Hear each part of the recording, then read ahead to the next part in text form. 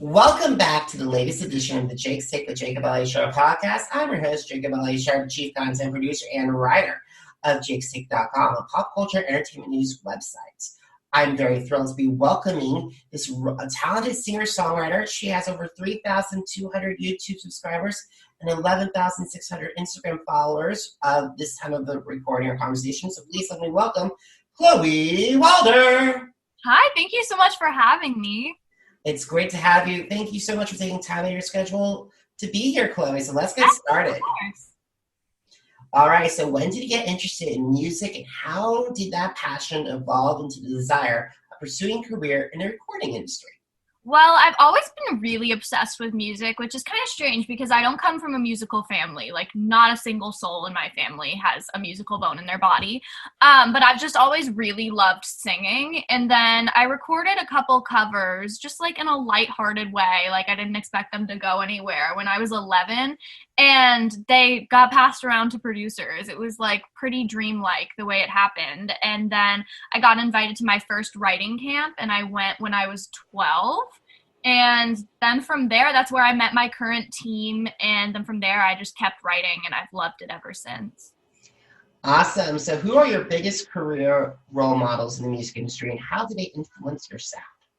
Well, I've really loved Lana Del Rey for like as long as I can remember. I think she was like the first, especially like I think she's just such a strong woman in this industry too, because that's a really hard thing to be, because we are pushed down a lot. And I just think she's so amazing. I started listening to Lana when I was in first grade, which is like, you know, a little shocking. But my sister's 11 years older than me and she had always loved her. So I started listening to Lana pretty early. And I think that she was just like the first musician that I'd ever just like genuinely connected to, and I really love her music, and she's influenced me in like a lot of ways, and her connection to her fan base, all of the young women who support her, I just really love that. So yeah, she's one of my favorites.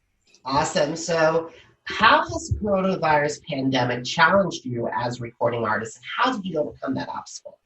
Well, it's definitely challenged me because it gave me no excuse not to write. Like, I feel like when I was going to regular school and everyday things were happening, I'd be like, oh, I'll put off writing for like a few more weeks or until I'm in LA. But now I write all the time because when I do have free time, I'm like, well, I have so much more free time than I used to. So it definitely, like, honestly, it knocked down a lot of obstacles for me as a writer and recording because I didn't have an excuse to not do it anymore.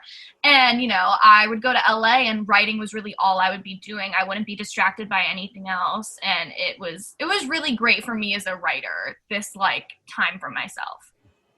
Awesome. So let's talk about your single, It's True. I featured it on the latest edition of the Jake's Take with Jacob Elyachar, latest edition of Jake's Take with new music reviews. And not the podcast, the music reviews, but It's a really phenomenal song. So what is that story? So at the time, I was just really frustrated. I was starting to take music a lot more seriously, and I've been taking it seriously for a couple of years now, but more was starting to happen.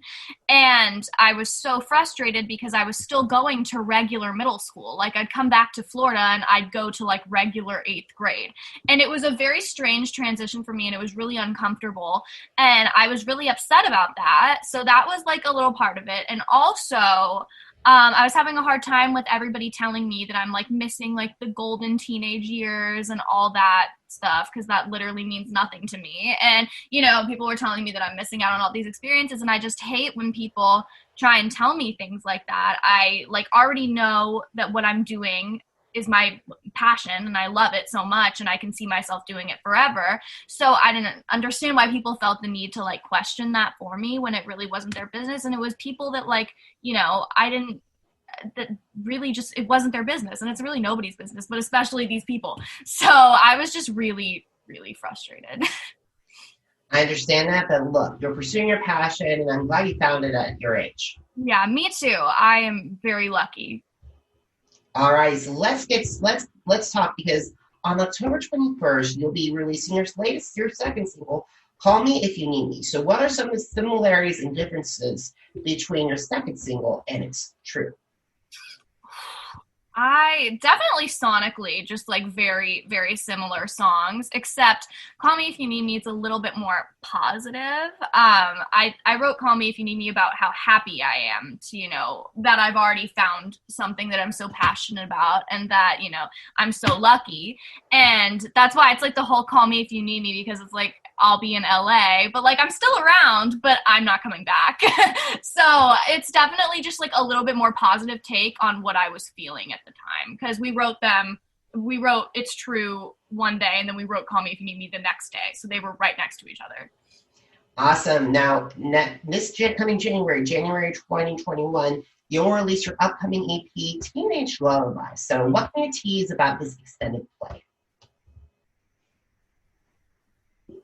I don't know. I'm just so excited about it. So I've got these two singles. I'll have one more single dropping with the EP in January.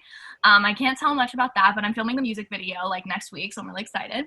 But I'm just really in love with this EP. The name Teenage Lullabies comes from It's True, because there's a line in it that says, I make friends and I break them. What a teenage lullaby. And so we just kind of like kept that because I thought it was really cute, because I'm definitely like romanticizing my 2 years as a teenager in this EP.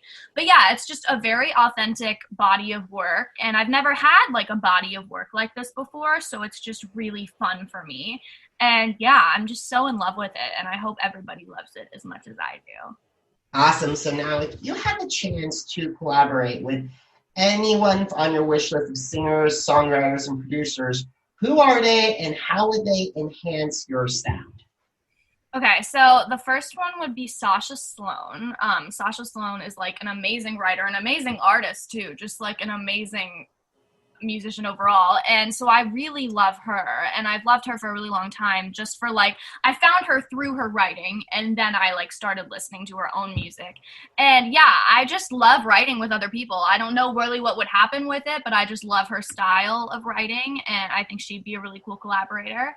And I would love to collaborate with Phineas, and I mean, that one's just pretty self-explanatory. He's just so amazing that I think that would be really cool. And Jack Antonoff is another one that I would love to collaborate with, just because I loved the work he did with Lana and with Taylor Swift more recently. I love that. And yeah, I think those are like my main ones. And I've already collaborated with some people that I've wanted to collaborate with. Like Ezzy was a big one that I really wanted to collaborate with for a long time, and I ended up doing that, and she was like my main collaborator on the EP. Sam Nicolosi is like the producer that I've been working with really closely for the past few months, and like those are already a couple people that are so amazing that I've gotten to work with. So yeah, I'm already surrounded by some really cool people, but I would love to get a few others in the mix. I definitely believe both Phineas and Jack Antonoff would really take your sound to the next level. Oh my God, yeah, totally. I would be an honor. I love them. All right, this is my third to last question. So what are some of your favorite social media platforms, and why do they stand out? Instagram's my main one, honestly. I've never been too good at social media, and honestly, before I had like a fan base, I didn't like social media, and I still struggle with it on occasion, and I've talked about it a lot on social media, which is ironic, but I've talked about it a lot because, I definitely like we put our best selves on there, but that's not really the case all the time. But Instagram is probably my favorite one because of how active the fans are and how easy it is to talk to people. I really, really like that. I really like DMing fans and everything like that. And I don't even like calling them fans, because I feel like Instagram makes them more like my friends, which I love that too. But Instagram is definitely my main platform, but I got started on YouTube, and so I have to give that some credit too. And I love it on there also because, YouTube translates to Instagram. So both of those really helped me out. I agree with you on those two, because I think Instagram is great way to communicate with people. It's more positive than some other places like Facebook and Twitter. And also YouTube is definitely something that I definitely think YouTube's been incredible. Yeah. Facebook, I've gotten some of my most negative comments on Facebook, and I didn't really get that many negative comments. And on Facebook, it was a lot of people who are a little older than me, oh my God, I can't believe her mother's letting her do this. And I was like, okay, this is not a safe place. I agree with you, especially Facebook and Twitter. Those two places are not too toxic for me to touch. But at the same time, I gotta say that I have to say that if they should, don't listen to anyone. Of any of these people, they don't know. They're just hiding behind the screen, and some of them even have cartoon characters, just sort of cats or animals. I know. It's so toxic. I don't like that. All right, let's talk. Let's make this change this up and make this ending happy on a positive note. So, if you have the option to meet with other up and coming artists who want to get further into the music industry, what advice would you share with them? Well, my main thing is don't sign any contracts. At least don't sign them early in the game, because I got into a bad contract situation. And the only reason I got out of it was because of my mom. And that's another thing, having like one person there that you can really rely on, that you trust. That for me was my mother. And not everybody has that sort of support system, but it's really, really important to find one, I think. Like at least one person that you can share this with. But yeah, just like really, and also working on figuring yourself out before you put yourself out there. That's something that I didn't do. I didn't take the time to develop myself as an artist before I started putting music out, and I really regret that.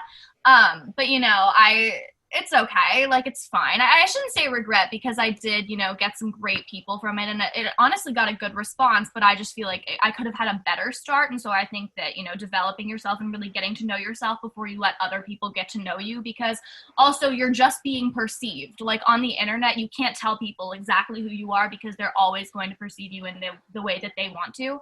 So like, you just have to be as comfortable with yourself as you can be before you put yourself out there, because either way, they're going to create a totally different image. So it's I think that's really what it's about. That's incredible advice. So Thanks. Where can my audience find your music and connect with you on social media? I am Cloe Wilder on all of the platforms, Cloe with no H though, and then you can find me everywhere. I'm literally everywhere. Alrighty, guys. For more information on jakestake.com and all my music reviews and all my interviews, head to jakes-take.com. Once again, it's jakes-take.com. You can also download episodes of the Jake's Take with Jacob Elyachar Podcast on Apple Podcasts, Google Podcasts, Spotify, and Spreaker.